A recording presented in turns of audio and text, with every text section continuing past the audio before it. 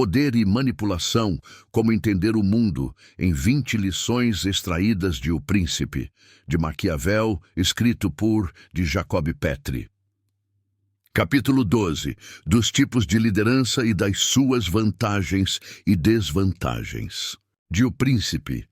Se considerarmos os desafios com os quais se deve contar para manter um Estado recém-conquistado, causará espanto o fato de, tendo Alexandre Magno, rei da Macedônia, conseguido, em poucos anos, derrotar as tropas de Dário III, tornar-se senhor absoluto da Ásia e morrido logo em seguida à conquista daqueles territórios, o povo da Ásia não ter se revoltado com os sucessores de Alexandre Magno, como seria de se esperar.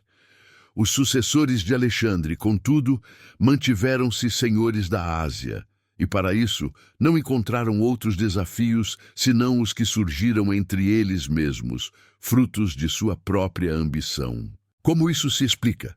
Responderei dizendo que existem dois tipos de governo, ou o de um governante auxiliado por assessores que são apenas servos submissos que agem somente por graça e concessão de seu senhor, ou através de um governante cercado de líderes que não por submissão, mas por herança ou por tradição, assumem essa posição.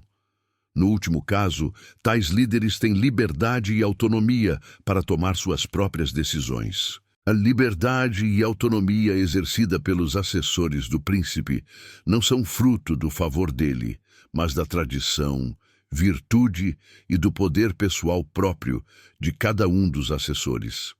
E eles desempenham responsabilidades e mantêm seus próprios assessores, que os reconhecem como príncipes e dedicam-lhes afeto e admiração verdadeira e natural. 2. Desses dois modos de governar, temos os exemplos do governo turco e do Reino da França. O governo turco é exercido por um governante centralizador, que, tendo dividido o seu reino em subdivisões, tem assessores submissos, aos quais manipula, mudando-os e deslocando-os como bem entende. O rei da França, ao contrário, é assessorado por um grupo de lideranças menores, cujo domínio se prende à tradição e que são reconhecidas e respeitadas em seus postos. Todos os membros do reinado têm poder independente, e não pode o rei privá-los desse poder sem correr ele próprio sérios riscos. Ao analisar esses dois modelos de governo, alguém poderia presumir que o turco é o mais seguro. Contudo, uma vez que se conseguisse derrotá-lo e conquistá-lo, seria muito fácil manter-se no poder. A razão da dificuldade em conquistá-lo está no fato de todos os assessores serem submissos ao príncipe e de estarem no cargo por favores dele. Por terem satisfeitos os seus interesses próprios, fica mais difícil corrompê-los. E mesmo quando se corrompem, pouca vantagem se obtém deles, visto que não possuem poder pessoal e tampouco contam com o apoio do povo. Conclui-se disso que quem se pusesse em marcha contra a Turquia deveria preocupar-se com o fato de encontrá-la unida. Ser-lhe-ia, então, mais conveniente confiar nas forças próprias do que nas desordens internas do governo ou mesmo na fragilidade do príncipe. Mas assim que vencida e desbaratada a luta, de maneira a não ser-lhe possível refazer os exércitos, não seria preciso ter grandes preocupações, senão com a deposição do príncipe. Uma vez deposto, não haveria mais a quem temer, pois os demais assessores não têm o respeito, a estima ou o domínio sobre o povo para se recompor. E do mesmo modo que, antes da vitória, não podia se esperar nada deles em busca da conquista do Estado, depois da conquista, nada se tem a temer. O oposto acontece nos reinos que a França governa. Neles, é possível entrar com facilidade pela aliança com algum barão do reino, pois existem sempre descontentes ou gente ambiciosa por tomar o lugar de quem está no comando. Esses barões facilmente podem ser convencidos a ajudar a abrir o caminho e facilitar a vitória sobre o governante que está no posto. O difícil, contudo, estará em se conservar nele. E não apenas os que você oprimiu criarão dificuldades nesse sentido, mas também aqueles que de início o auxiliaram. Não basta, nesse caso, extinguir o príncipe, uma vez que restarão os barões, que logo se tornarão as cabeças de novas rebeliões. E não sendo possível contentá-los, lhe tomarão o Estado assim que tiverem uma chance. 3. Com isso, fica clara a resposta para a pergunta feita no início do capítulo. Considerando-se a natureza da liderança de Dário III, podemos perceber que ela é semelhante à do governante da Turquia. Se Alexandre precisou de muito esforço para desbaratar os exércitos de Dário III, após derrotá-lo não teve dificuldades em manter o Estado, conforme o que disse acima. Mesmo após a morte de Alexandre, tivessem os sucessores se mantido unidos, poderiam ter desfrutado, ociosos, daquele reino por muitos anos. Afinal, não houve aí outras disputas, senão aquelas que eles mesmos provocaram entre si. Consideradas, portanto, essas coisas todas, não há mistério na facilidade com que Alexandre consolidou sua vitória na Ásia. Tampouco é difícil compreender as dificuldades que outros tiveram em conservar os reinos conquistados, como sucedeu a Pirro, que conquistou com muito esforço a Sicília, apenas para perdê-la pouco tempo depois. Essas conquistas e suas consequências são contingências originadas, como vimos, não do mérito do vencedor, mas nas diferenças dos povos conquistados. Maquiavel, capítulo 4. Por que razão o reino de Dário, ocupado por Alexandre, não se rebelou contra seus sucessores? Análise. Na sociedade altamente competitiva e em constante mudança em que vivemos, há duas características essenciais que devem estar presentes nas qualidades daqueles que buscam o poder e a liderança: velocidade e capacidade de adaptação. Sobre elas, muito se comenta, mas ambas são cada vez mais raras. A razão disso é um tanto complexa, mas perfeitamente compreensível. Por um lado, existe um excesso de informação à nossa disposição, o que impede o desenvolvimento de interpretações rápidas e decisões acertadas. Por outro, as equipes profissionais estão cada vez maiores e, com tanta informação disponível, as pessoas cada vez mais têm a ilusão de que são independentes, donas de conhecimento e também de si, o que dificulta seu gerenciamento e atrapalha sua capacidade de adaptação. Por isso, a maioria das empresas e corporações está contaminada com gente despreparada, emocionalmente fraca, que não possui a habilidade de procurar opções diante dos obstáculos, que não sabe persistir inteligentemente pelo tempo necessário, que desiste diante das adversidades apenas dizendo que não dá. Caro leitor, se ainda puder, se você tiver a chance, liberte-se desse tipo de profissional. Eles são um atraso na vida de qualquer empresa ou corporação.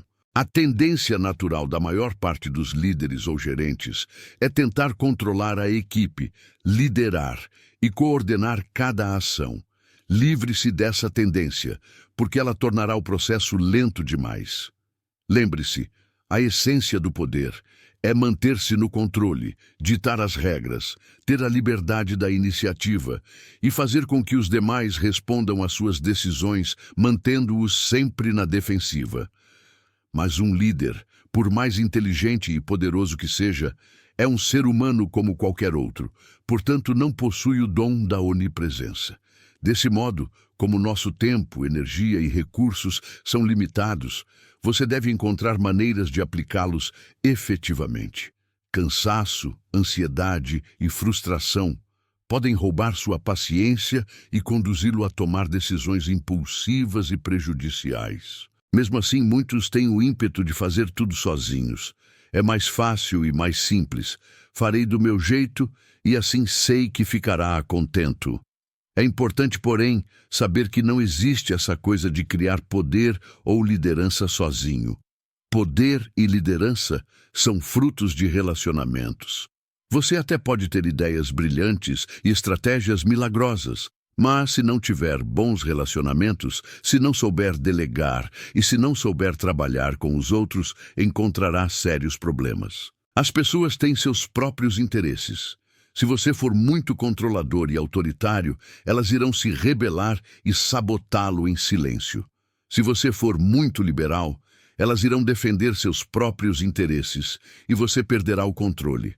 Por isso, encontre um meio termo.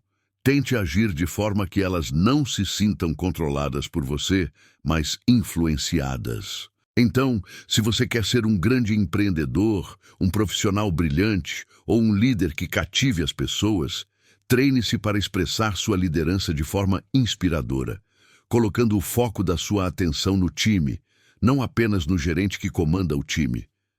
Minha sugestão é que você crie times menores. Eles são mais rápidos, mais criativos e se adaptam com maior facilidade, além de serem mais fáceis de monitorar e motivar. Divida sua equipe em times menores e independentes que possam tomar suas próprias decisões. Ninguém é feliz sendo dominado. Assim, faça-os se sentirem com autonomia. Dê-lhes uma missão para cumprir e deixe-os agir por conta própria, enquanto você acompanha e monitora os resultados. Se fizer isso, se souber delegar e monitorar com tranquilidade, sem tensão, terá muito mais controle do que o líder que seguir um estilo centralizador. E tenha em mente que ter poder nada mais é do que estar no controle. Liderar equipes é uma arte refinada. Existem aqueles que, não importa o que você fizer, não se renderão ao seu estilo.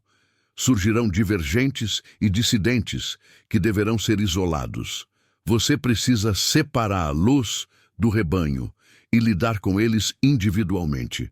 Nesse processo, é necessário que você tome algumas precauções. Se em algum momento você tiver que se encontrar com um de seus dissidentes, nunca vá até ele. Pelo contrário, faça-o ir até você. Todos temos reservas limitadas de tempo e de energia. Não desperdice o seu indo ao encontro de seus adversários. Quando você o força a agir, quando o obrigar a ir ao seu encontro, além de se manter no controle, mostrando seu poder e sua autoridade, você economiza tempo, energia e diminui as reservas de energia e o tempo dele. Além disso, estará em seu campo de batalha durante o enfrentamento. O líder que faz com que o outro venha até ele mostra que tem mais poder e respeito. É importante que você cuide para não confundir ações agressivas com ações eficazes. Na maioria das vezes, a ação eficaz não é a agressiva, mas a passiva. Aprenda a esperar, manter-se calmo e aguardar que seus adversários mordam a isca que você preparou. Desenvolva paciência. Pessoas agressivas logo perdem o controle. A pressa costuma impedi-las de ver as consequências de suas atitudes e as induz a cair nas armadilhas de alguém mais esperto, estratégico e calmo que elas. Aprenda, portanto, a dominar suas emoções. Nunca permita que elas dominem você. Ódio, raiva, inveja e medo nunca são bons conselheiros. Por isso, se possível, faça com que seus adversários e concorrentes hajam enceguecidos por essas emoções, enquanto você apenas vigia seus passos, conduzindo-os pelo caminho que você desejar.